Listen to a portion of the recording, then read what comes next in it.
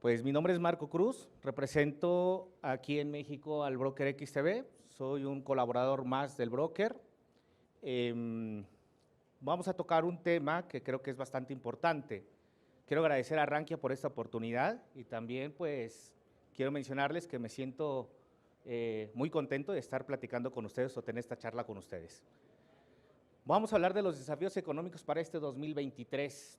Realmente vamos a ver cómo viene el contexto. El contexto es muy complejo hoy porque hablamos de dos conceptos macroeconómicos que tienen que ver con lo que en nuestro día a día y también tiene que ver con lo que invertimos o con lo que podemos invertir. Es decir, hablamos de crecimiento económico y hablamos de inflación, ¿cierto? Hemos estado escuchando últimamente de estos dos problemas que hay en la actualidad y es que no hablamos de crecimiento económico o hablamos mejor de ausencia de crecimiento económico con una alza constante y generalizada de los precios. Al final, esto se convierte en una estanflación, ¿cierto? Una estanflación también que viene, o que no habíamos encontrado este tipo de datos desde hace unos 2 o 3 décadas, desde los 80, si no mal recuerdo, donde los bancos centrales se encuentran entre la espada y la pared.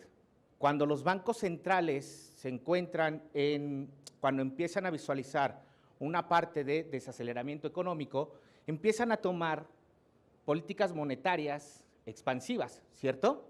Esa política monetaria es bajar los tipos de interés. ¿Con qué finalidad? La finalidad es fomentar el consumo, reactivar la economía y sobre todo también, pues, hablamos de que de manera indirecta también le pega o alimenta de alguna forma indirectamente a la inflación. Es decir, hoy tenemos ese complejo o ese mal en estos momentos. Los bancos centrales el día de hoy tienen que tomar una decisión entre visualizar lo que es la inflación o atacar el crecimiento económico. ¿Qué es lo que han venido haciendo en los últimos meses? Realmente están atacando la inflación, ¿cierto? Están aumentando los tipos de interés de una manera agresiva. Pero esto se lo debemos también gracias a la globalización. ¿Por qué? Porque hace un par de décadas fue cuando realmente se consolidó lo que es la parte de la globalización, donde países sacaban a relucir lo que era su ventaja competitiva, como China, ¿cierto? La mayoría descentraliza el producto para llevarlo a un país donde me cuesta más barato o donde la mano de obra es más barata como China, ¿cierto?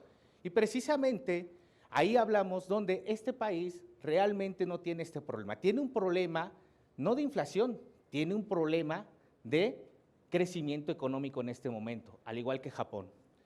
Entonces, ¿qué es lo más importante aquí en este desafío? En este desafío hay que ver lo que está proponiendo lo que es el Fondo Monetario Internacional. De hecho, esto lo saqué, estos datos los pueden buscar en el Fondo Monetario Internacional, donde vamos a ver unos datos interesantes, donde no concuerda, no hay ese tipo no me deja ver más allá, no deja ver algún indicio donde los datos puedan ayudarme, puedan darme ese valor como tal para poder hacer una proyección. ¿Por qué menciono esto? Menciono esto porque el Producto Interno Bruto mencionaba que estaba en el 2,3 de los Estados Unidos para el 2022 y para el 2023 1,0. Asimismo, el día de hoy podemos decir que el Producto Interno Bruto de los Estados Unidos no es del 2,3, ¿o sí? Es del 20%, ¿cierto? 0,20%, ¿cierto? ¿Ok? Entonces estos datos están muy desfasados. Y no hablemos de cómo vamos viendo lo demás, la zona euro con una actividad del 2,6 o del 1,2 para el siguiente trimestre. No coincide con lo que están mencionando los bancos centrales, no coincide con lo que está dando esos datos duros. Y evidentemente nosotros también podemos encontrarnos con las presiones inflacionarias. Estas presiones donde encontramos una inflación prácticamente del 5,7 o hablamos como Europa de 5,3, pero ¿realmente ese será el dato de inflación real? Hablamos que la inflación en este momento en lo que es Europa está por encima del 10%, ¿cierto? nada que ver con el 5.7. Hablemos que en Estados Unidos la inflación está por encima del 8%, nada que ver con, si no me equivoco, es el 5.7% que le están dando a las economías primermundistas, ¿vale? Esto, al final del día, si lo trasladamos hasta un 2023, también me dice que una zona euro va a tener una inflación del 2,3%, cuando se habla en actualidad de que la inflación va a estar por encima del 3%, del 4% en el siguiente año.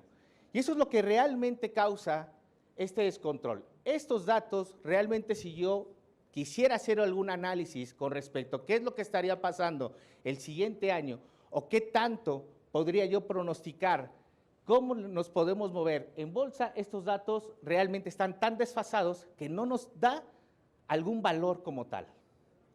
Nos deja pensando en que estos datos al final del día no se parecen. ¿Por qué? Porque estos datos los acabaron de actualizar hace un par de meses. Y hace un par de meses no podemos ver un desfase de un 2,3% o no podemos ver un desfase del 5.7% de crecimiento sobre 0,2 o sobre verdaderamente el crecimiento de Estados Unidos, que es de 1,2 o de la proyección que había de 1,2 hasta el 0.20%. Hay un desfase importante en ese aspecto. Entonces, si esto nos encontramos en esta modalidad, quiere decir o pretende decir que no vamos a regresar a los mismos niveles de antes. Quiere decir que debemos de prepararnos para lo que se viene después. ¿Y qué se viene después? Estábamos cómodos durante los últimos 20 años o 2 décadas, estábamos muy contentos con los tipos de interés relativamente bajos, 0%, 1%, 2%. El coste del dinero era bastante bajo, ¿cierto? Bastante bajo era el coste del dinero. Y por eso empezamos a crear dinero, empezaron a crear dinero y dinero y dinero porque era muy barato, empezamos a reactivar la economía. No nos fijamos o no tuvimos problemas de inflación desde hace 20 años aproximadamente, desde la década de los 80, para ser precisos. Y al día de hoy, pues nos encontramos con grandes problemas, en donde los países o las grandes economías o los representantes de los bancos centrales de todo el mundo, más de 80 países o más de 80 bancos centrales han aumentado los tipos de interés. Tan es así que solamente 40 de esos 80 bancos centrales lo han aumentado de manera agresiva. Y esto es algo que podemos decir que están preocupados, están poniéndole la soga al crecimiento económico. Es algo interesante ver también que con respecto a la deuda, que estamos hablando de casi 300,000 trillones de dólares, que es una deuda bastante alta, con respecto al 350% del crecimiento económico. Es bastante alto. Y eso es lo que hay que pensar el día de hoy.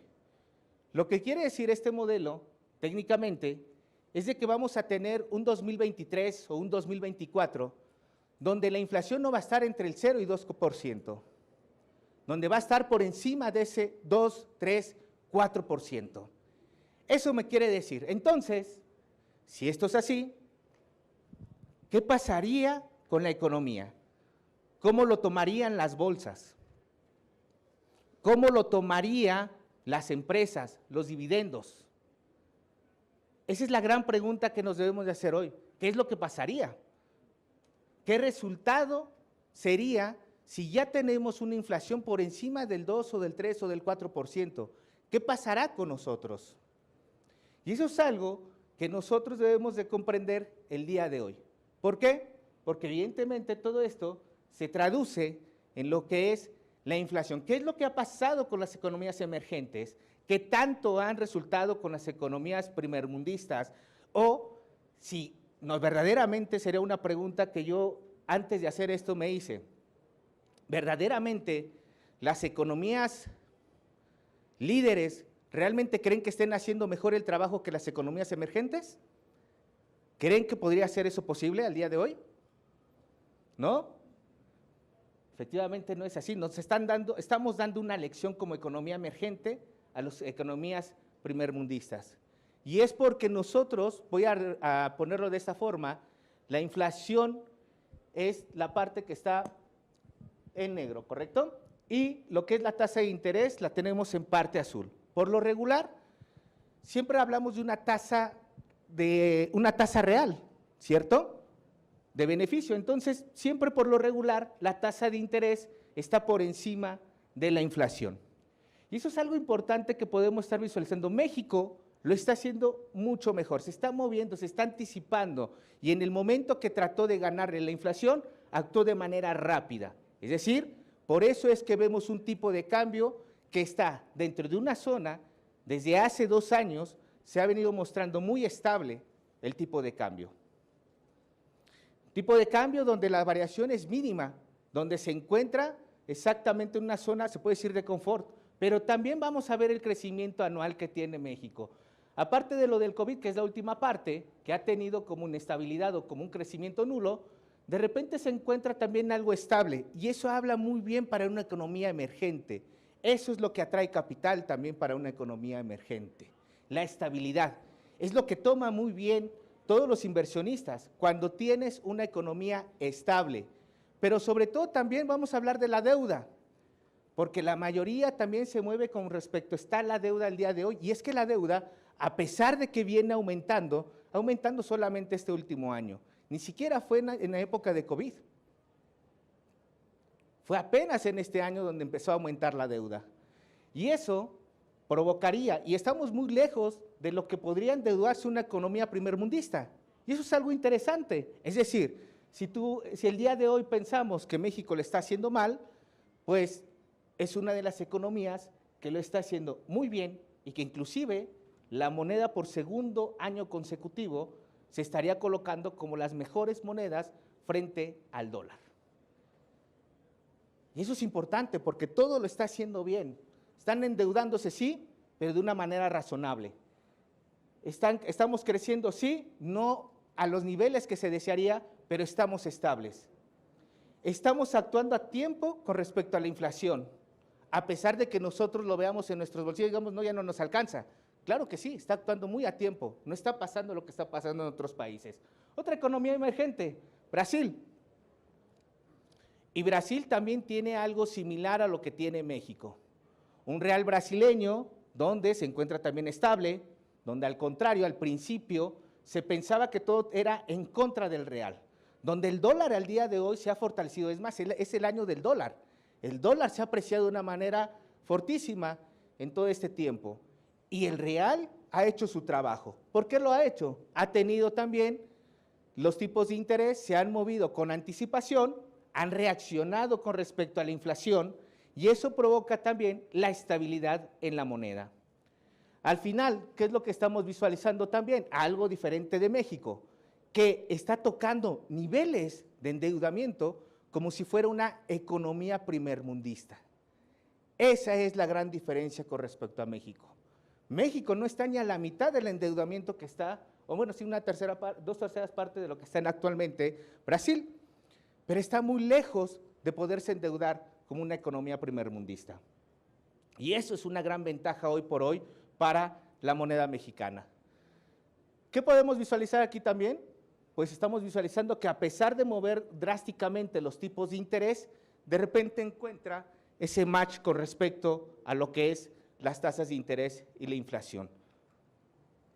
Hablemos de Chile, en donde prácticamente las tasas de interés al suelo, es decir, de mínimos, viene trabajando con unos tipos de interés bastante atractivos para endeudarse, activa la economía y empieza a moverse un poco después derivado a todo lo que ha pasado en Chile. ¿Qué es lo que ha pasado en Chile? Pues evidentemente el cambio de presidente creo que le ha pegado más, es un movimiento del peso chileno más por un conflicto, se puede decir, político, más por una visión política, que realmente por lo que está haciendo Chile, porque el crecimiento que estamos visualizando es muchísimo mejor que Brasil, muchísimo mejor que México.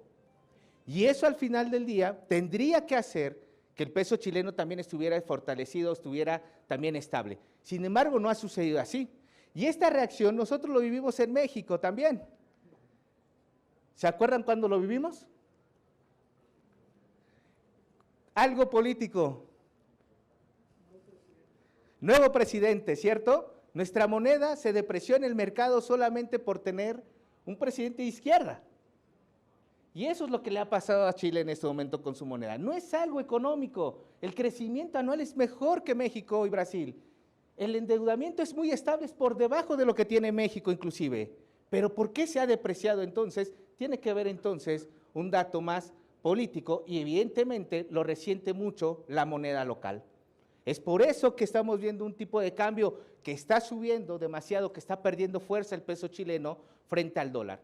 Pero también como pasó en México, tendríamos que esperar algo. ¿Qué tendríamos que esperar? La corrección, ¿cierto? Una corrección normal después de ver que evidentemente tenga que pasar y tenga que suceder todo lo contrario que se esperaba del actual gobierno. Es precisamente en esta parte donde hablamos de que nosotros debemos de conocer un poco de la deuda, de lo que está sucediendo en lo que es Santiago, en Chile, y de lo que está pasando con el peso chileno. Pero, ¿verdaderamente lo estamos haciendo mejor? Esto es Estados Unidos.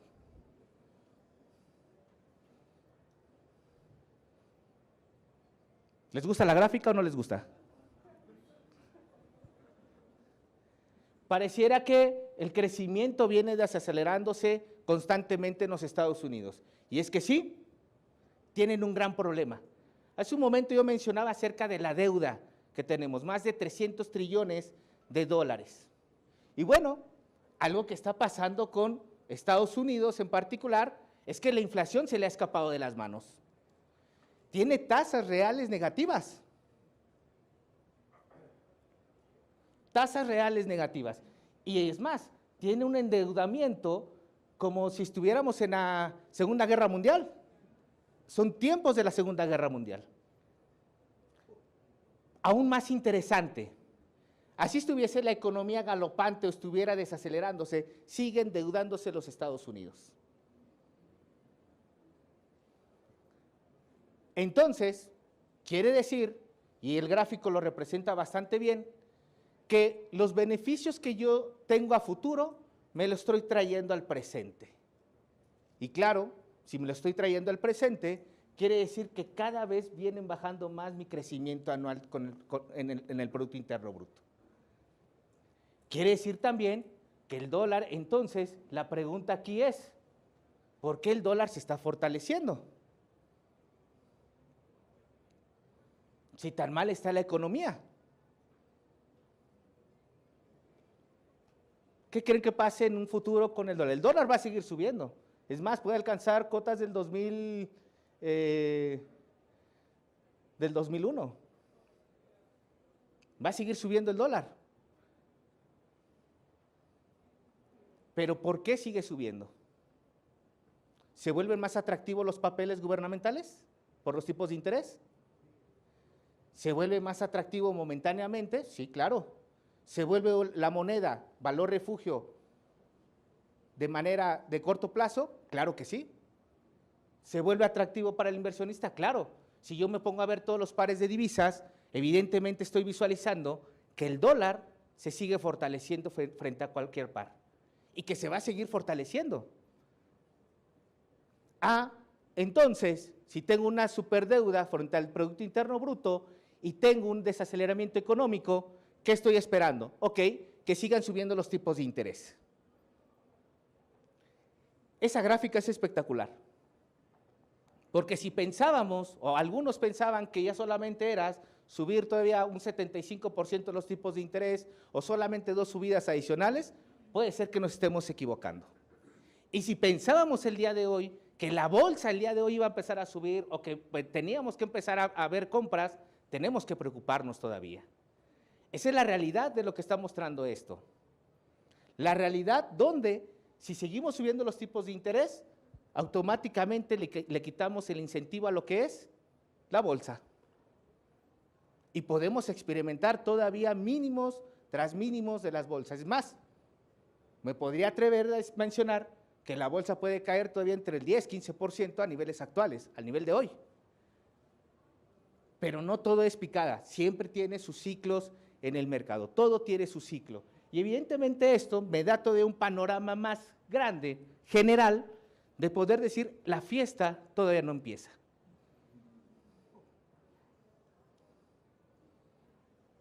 Es momento de cubrirse, ¿sí? Es momento de comprar bonos, ¿sí?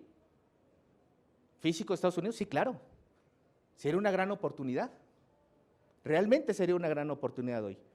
Y esta es la relación que evidentemente vemos, si en dado caso, en algún tiempo, vamos a suponer el siguiente 2023, ¿qué es lo que estaríamos esperando?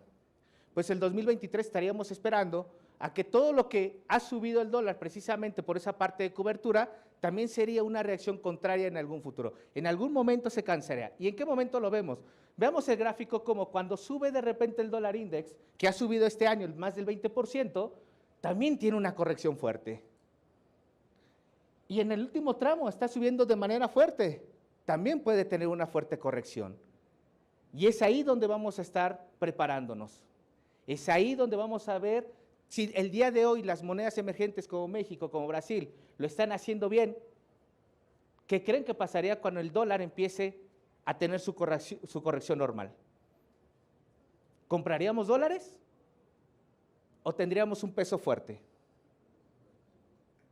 Eso es lo que estaría pasando después a lo mejor del segundo semestre del 2023, que se espera una corrección fuerte también del dólar index y que con ello también nuestra moneda local empiece a fortalecerse.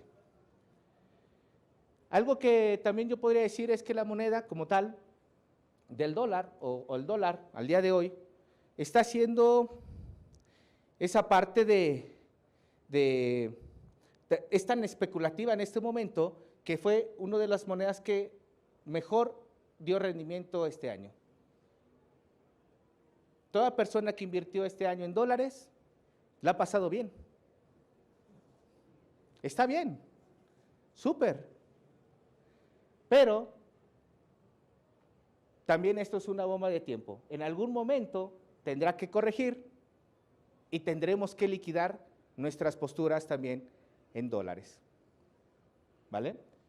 Eso es algo que yo he visto y que sobre todo, bueno, puedo mencionar un poco sobre que este panorama realmente yo lo hago, aquí en XTV lo estoy mencionando desde noviembre, todo lo que he venido pasando en los seminarios que tenemos todos los días, tanto a la apertura como al cierre, datos macroeconómicos o de estrategias, lo que mencionamos mucho es esta parte, la parte macro que no podemos olvidar.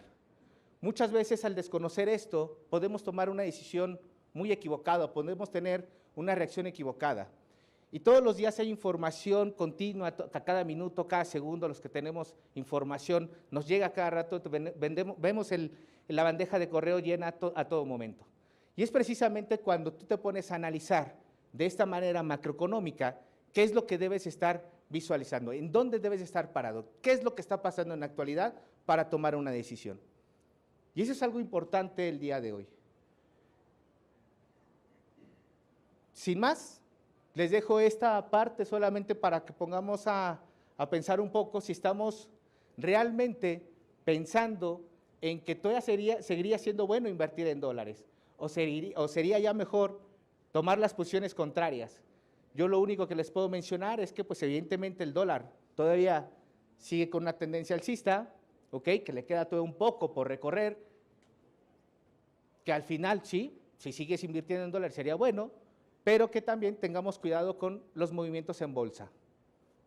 Los movimientos en bolsa pueden ser tan fuertes, esta semana vimos caídas del 5%, 6% y recuperaciones del 2, 3%. El mercado parece que no está asimilando que vamos a regresar a un entorno que va a ser muy diferente con la inflación.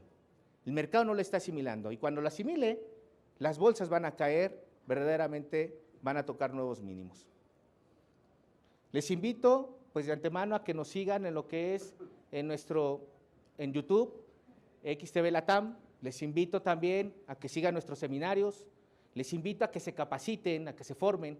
XTV tiene toda la parte formativa donde podemos visualizar estos conceptos o este material y muchísimo más, que lo podemos trasladar a nuestra operativa diaria, a lo que hacemos diariamente, si somos conservadores o si somos agresivos en nuestra inversión. Esto es algo importante para todos nosotros. Conocer esta información limita los riesgos que podamos asumir en nuestra operativa.